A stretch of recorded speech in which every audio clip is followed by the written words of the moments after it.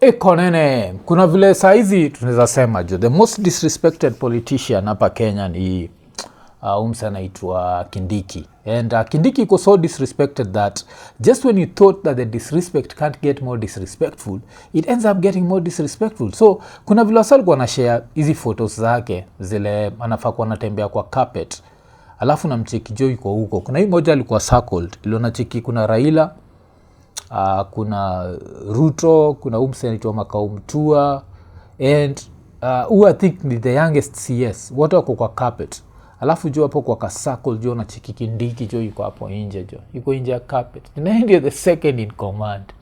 And kwa hakuna kazi waga unthankful jo ka kazi ya deputy president, because you're always this close yet this far. Unajua like inakuanga the only job where if you're asked where do you see yourself in the next 5 years, you can never say. So yeah, so kulikuwa na hiyo photo. Then just when you thought the photos could not get worse, kukakuwa na photo ingine. Hii ni photo I think the same event. So this time unaona Ruto, unaona Itumbi, unaona Hussein Mohamed, alafu nani haiko kwa carpet? Bado jo ni Kindiki jo. Bado iko tu pale jo. Pride yake kipigwa Kindiki jo. So ubuda jo mpaka inafikaga level sasa unataka kumwonea huruma kwa zile za but he can't get worse than this. Najua vile Musa maga like sasa ishafika ile mwisho, he can't get worse than this. Then it gets worse than this, because what happens, kuna vile wase waliamua that he looks like Mary Wamboi. Yeah, watu waliamuaga tu hivyo like he looks like Mary Wamboi. Kulikuwa na hii story ya Mary Wamboi that the Kibaki family wana plan kumsummon, because of course Mary Wamboi alikuwa mpango wa kando wa Kibaki. Yeye ndiye alifanyaga the infamous, ilikuwa ni press conference ka happen, ile ilikuwa Kibaki tell them, Emilio tell them, then Emilio had to tell them that I only have one wife. So kulikuwa na hii Kithure Kindiki lookalike photo of former MP wa Mboi excites people. Alafu unacheki jo, kicheki vizuri jo, unaandika Mary Wamboi ni Kithure Kindiki jo kama amepigilia afro. The most disrespected politician jo. Umse anakosewa heshima mpaka namuonea huruma jo. Usahau he's part of the murderous regime, lakini niko hapa niko like watu wanakuwa nea sana. Mr. Kindiki wanajua kuwa if anything happens you're the president. That's the worst thing about your kazi ya DP. Nakuanga tu pale huko tu. If anything happens, kama yalitendekea Samia, sembuse mimi. Okay, sijui kama nimetumia sembuse vizuri. But kuna kuaga na hiyo. And that's what ira ya moja na inaitangwa Gachagua inakuanga accused of. Yeye anakuanga accused of live alikuwa anataka kitu happen ya Ruto then apakiwa president. Although pia Ruto has been accused of the same thing, that during times of Uhuru alikuwa accused of alikuwa na wish Uhuru harm. Of course all this zinakuwa rumors. I remember time yake ilikuwa there was so much rumor mpaka ile time walipata na Uhuru, alafu instead of Uhuru kumsalimia akafanya hivi. Sasa alikuwa like anachikijo hata Uhuru hataki kumsalimia kuzana upaki msalimia tu hivi jo, ma chemicals itaingia kwa mwili alafu abaki ame. So hizi stories zinakuaga, but of course if anything was to happen you're the second in command, but now you are being disrespected in a way that I don't know. Like kuna hii statement yake moja ile alifanyanga ile, mimi ni noma si noma, mimi ni fire, alikuwa anajitetea vile amefight Al-Shabaab. Sasa mimi mtu nimepigana na Al-Shabaab, nimepigana na bandit, nitashindwa na watu ya siasa hapa kidogo, watu kidogo hapa, watu kidogo.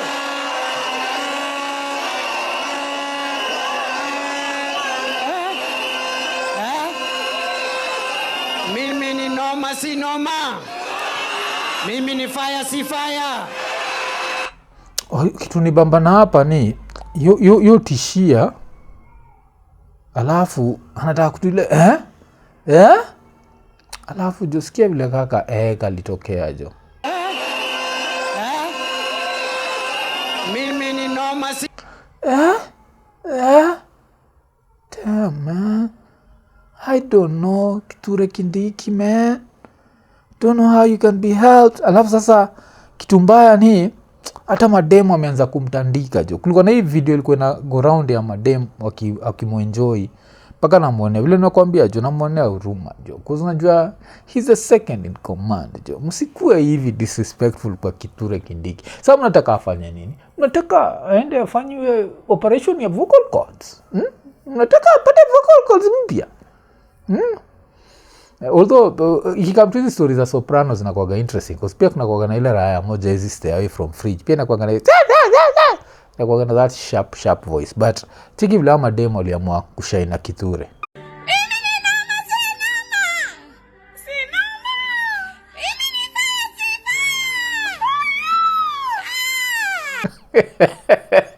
Oh shit, Kithure.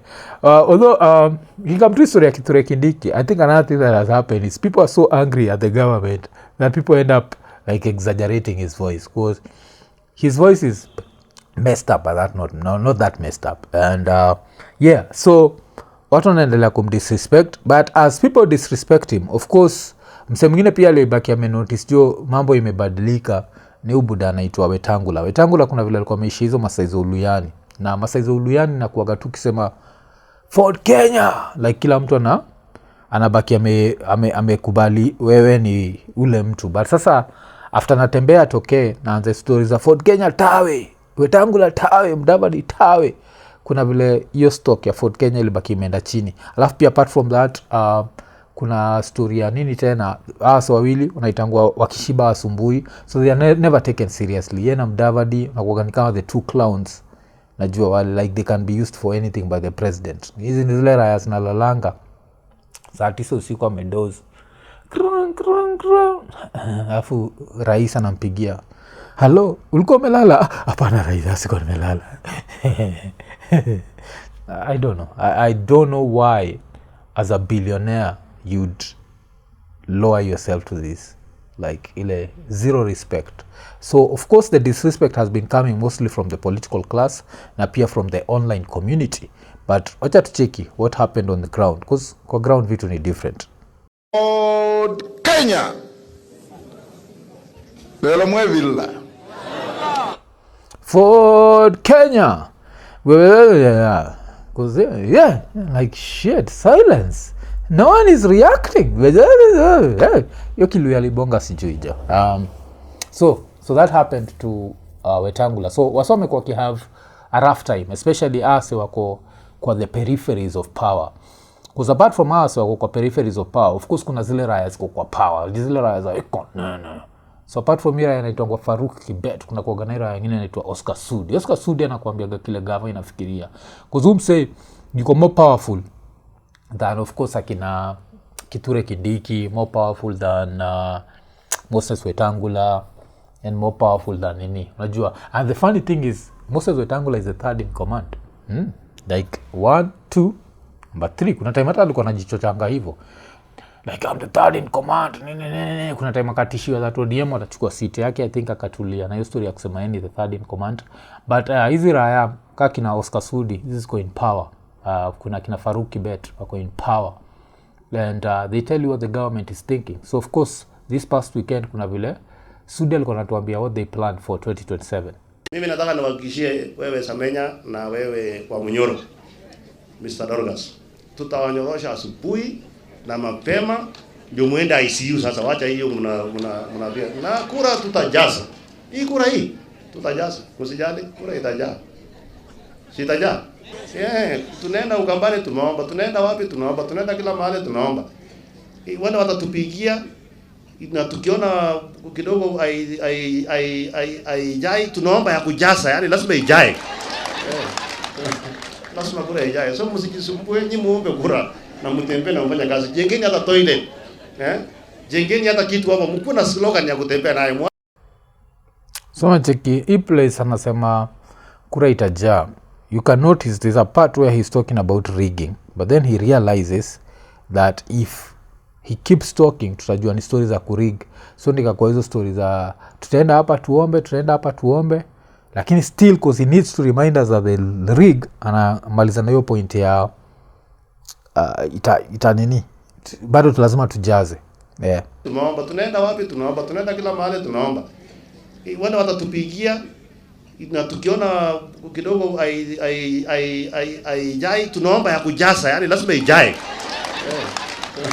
So part ya lazima ijae ni kutuambia hiyo yes, the plan to rig, but all this just stamping inakuwa very very simple, najua, inakuwa there to intimidate wase, kufanya wase wa believe that there is no way this can be won through the vote. And I've had a lot of people say that ikitu it can't be won through the vote. Lazima nini, lazima watumie like some funny tactics, but this can be won through the vote. And the reason why I believe this can be won through the vote ni ukiangalia mseka Moses Kuria alikuwa ameenda Citizen on Sunday. Alafu vile alienda Citizen alisema something very interesting. Alisema that according to him there'll be no 2027 election. And if you hear that first unashtuka. Then you hear what he ended up saying. He ended up saying something to the effect of the 2027 election itakuwa like the 2002 election where the margin was so big. So anasema the 2027 itakuwa a repeat of 2022. What happened to the incumbent in 2022? The incumbent ended up losing. Kuna part pia moja ile alibaki amesema something interesting. Alisema something to the effect of itabidi watu wakae chini. Alitetea mpaka nani? Alitetea ubuda anaitwa Gachagua, and don't forget umse apendagi Gachagua kabisa. So ndio sikia imefika level mpaka yeye mwenyewe anasema that Gachagua alikuwa right kusema something about 2022. Mnacheki. So wacha tusikize kile Moses Kuria alisema. And let me shock you. So, kuna watu, there's some people who are doing exams, who are doing practice for a football match that will not happen. There will not be that kind of presidential content. There's not going to be an election in 2027 for presidential. Say that again. Yes, there's not going to be a contest. Let me ask you, 2002, 2002, yeah. Was there an election? There was. So Bastambo. Yes. Kibaki had been pre-agreed. Have you ever seen that margin again? No. Ilikuwa ngapi? 71 to 20 something. Yeah. Is that an election? That is almost like we're almost rivaling Museveni with his 98%. So because it was a movement. Yeah. So 2027 will be another moment like 2002. There's not going to be an election in the sense that you are thinking. So kisikia ubuda kibonga jia it will be a moment like 2022. I don't know kama kwa movement. I don't know. Like 2002. That's basically what it means. In 2002 the margin was so big because everyone was anti the system. So nakungaga hizo siku kulikuwa zile Moi must go. Alafu pia kulikuwa na yote yawezekana bila Moi, yote yawezekana bila Moi, yote yawezekana bila Moi. So alafu kitu moja interesting na Moi na Ruto ni unajua yote yawezekana bila Ruto, yote yawezekana bila Ruto. Unacheki ingekuwa bila Uhuru unaharibu wako ka melody, but Ruto Moi. Yeah, so I expect the same to happen, and it's the sad kitu na niudhi na history yote ni we might, if we Kenyans don't want change, we might end up having to choose another old school politician, and with that will come the killings and the kidnappings and all that bullshit. But if we take this opportunity to go inje kidogo, we can end up with a very good leader. So all this nonsense about deep state and him having all the power and him having what, it's different. In 2002, 2007 specifically, smartphones were not smart. Right now, smartphones are smart. There's enough, what is it called? There's enough election observers right now. Like if we volunteer, si wenyewe tuseme hii place nita volunteer ni kuwa an election observer, hii place no bonge na tubonge na hizi parties na ikuwa kwa hizo polling stations ile tunaweza vote, kuiba kura itakuwa hard sana. And this is what Moses Kuria was trying to say, but don't forget that he's still employed, so he can't come out clean as sisi. But wacha tumsikize tena. There's going to be so much consensus in the country. Wazee wataketi chini. They say we have two options. Go Rwanda way, destroy the nation Rwanda way, or let's agree. Let there be honor among, I don't say thieves, but among men and women. Let there be honor among men and women. Because the opportunity rose. the alternative will be too dire to fathom. So people will say now, Hapa, before we go this direction, let people, there's going to be so much consensus around 2027. And the kind of election people are imagining is going to be there, it's not going to be like 2022. It's not going to be like 2017. It's not going to be like 2013. Masikia hizo zote zilinapatiana. Hizo ni elections zilikuwa close kabisa. 2013, 2022, 2017. These were close elections. That's why they could even be overturned. Anasema this one will not be like that. Alafu pia kibonga juu ya consensus. Let there be kutakuwa na conversation of an honor amongst what he meant was thieves.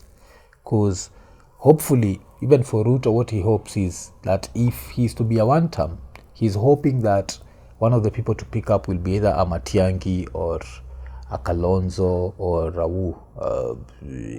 You understand? Akienda faa sana Wanjigi. And the reason why he's hoping kabisa itakuwa wasana zafikia he does not want a Matiang'i. He wants a Matiang'i because he wants someone who also has like skeletons in his closet. So someone who won't go after him juu ya ido yote ile ameiba. So that's why unasikia part ya conversation there's going to be watu watasikizana kuzitakuwa either that itakuwa kama una come after mimi wacha kanuke wacha kaharibike kote ndio nitumie hiyo opportunity hii chaos kuhepa. So I think that's what he meant with that. And yes, wacha tuendelee even more. There will be so much consensus for the need of people to say there will be two factors driving that consensus. One is that danger that really if we cross the precipice there, if you go to the precipice there and the way without a consensus, things might be so bad. Yeah? I think Rikiji said it the wrong way, but I think he said it for the wrong reason, because of election stealing and all that. No, there's going the opportunity, the possibility of us jumping over the cliff if we don't manage 2027 right is more dangerous than 2207 and all these other things. And that will be the impetus, that will be the incentive that is going to make people sit around the table and say, to save this country, we are going to do where utapata hii, where utapata hii, where utapata hii ingine. Unfortunately, that is not the game some people are practicing for. So, masikio, where utapata hii, utapata hii, utapata hii. So, from Seka Ruto ni where utakip. You'll keep your wealth, I will not prosecute you. And it's bullshit. Ajua, an honor amongst thieves. That's why it's very important. Tukumbuke hiyo word moja alisema, I don't want to say about thieves. I want to say about men and women. So, 2027, I think the consensus is, vile mwenye anasema, there is a very big consensus. The consensus in 2002 was, Moi must go. The consensus in 2027 is Ruto must go. But now the question that we have to ask ourselves is, what sort of leadership are we looking for? Are we looking for ni bora uongozi ama uongozi bora? Na kama ni bora uongozi, then we have to take from this litter of old school politicians, from the Kalonzos to the Matiangis to the what. And with that, I'll always be controversial. When I say if it's going to those ones, I'll always choose Kalonzo. I feel like at least abductions and extrajudicial killings would stop. I think the only thing Kalonzo anaweza kwa kituduia ni maybe if he's an old school kamba, maybe anaweza kwa kienda kwa kamchawi na kaambia katuroge no fitu chawi ifanyagi kazi, usijidanganya, ujarogwa. Maybe kuna bahati mbaya lakini ujarogwa. Chawi ifanyagi kazi. Sio hiyo nafala inatembea na B zimejaa kwa mkono na sema ati ilikuwa imeiba. Hiyo ni upumbavu. I think yeye anashaisemaga, you grab the queen bee, all the bees around you natembea nazo huko. So I don't think the extrajudicial killings would continue under Kalonzo. And also his appetite for wealth so far hajamwita Arap Mashamba, Arap what. Unajua mseli kuna mwita Arap Mashamba hata before ingie. Ilikuwa gati kuko na ile meme hata kama amejishika hivyo so kolekea haka plot. This was even before the elections. Alikuwa anaitwa Arap Mashamba. Then people still elected him. So his appetite for wealth. Kumbuka I think aliulizwa na Mark Masai. Mark Masai alimuulizaga like how much is enough. Nakumbuka when he was being interviewed. Ilikuwa kwa the presidential debate. I think your presidential debate, did Raila refuse to go or some shit like that? I don't remember what happened. But he was asked how much is enough. Alafu kwa na that awkward moment we'll only have. And that's the sort of person we knew. So it come to these old school politicians. But if it was up to me, if you were to take advantage, like there are Gen X and boomers, but one of the things they did is they got rid of Moi and they got rid of his system of governance, which was one party system. Now it's up to us to get rid of this old school type of thinking. And this is that opportunity. The Okia Omtatas, the Maragas will be on the ballot. And it's time for us to ask ourselves, do you want to live in a country where like national wealth is treated like personal wealth, where politicians tell you their value and they're wondering like, damn, how did you make all that money? Maybe I don't work hard enough. Inakuwaga ni 24 hours, blah, blah, blah. Maybe I'm not working hard enough. But the reality is you work hard enough. The only difference is you are not stealing. And if you try to steal, you'll end up being prosecuted.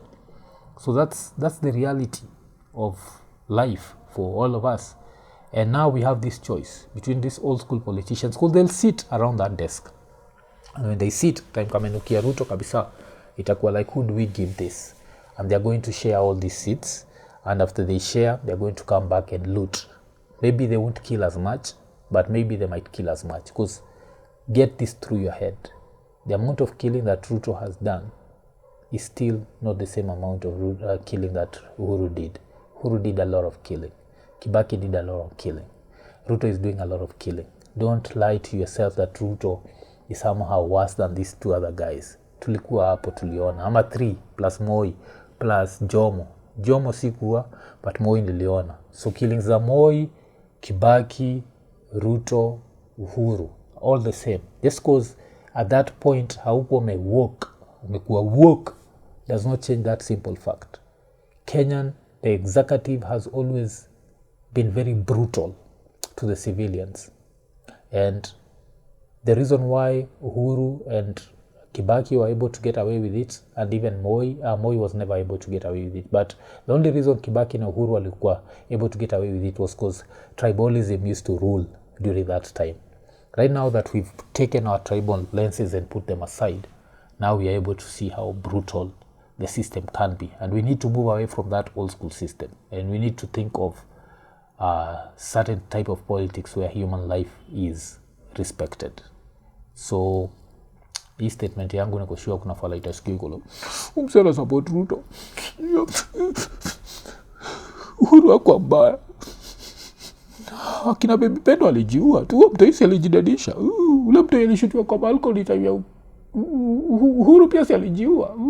Kwenda huko. Hakuna kitu kama hiyo. These presidents have always been brutal, and we need to move away from old school politics. Hii politics ya ku-excite wase, and as an adult you're being called a child, needs to go away.